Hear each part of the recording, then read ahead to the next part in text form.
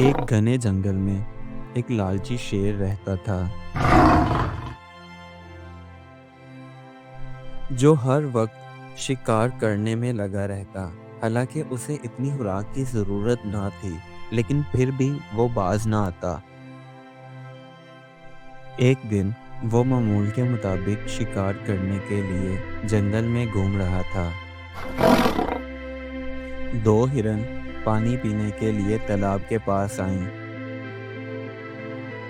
और शेर भी घूमते घूमते वहां आ गया और दो हिरन को एक साथ देखकर खुद से कहने लगा। अगर मैं इन दोनों हिरन को एक साथ पकड़ लूं, तो मुझे कुछ दिनों तक शिकार करने की जरूरत नहीं पड़ेगी। शेर ने लालच में आकर दोनों हिरन पर एक साथ हमला किया, तो हिरन वहां से भागने लगी और शेर भी उनके पीछे भागने लगा। दोनों हिरन पर एक साथ हमला करने की वजह से शेर के हाथ में कुछ ना आया और वो भागते भागते थक गया।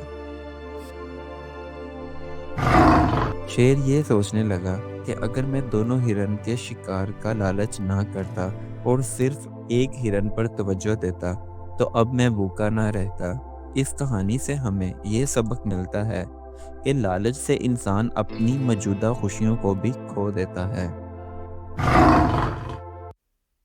Do like my videos and don't forget to subscribe my YouTube channel. Also press the bell icon.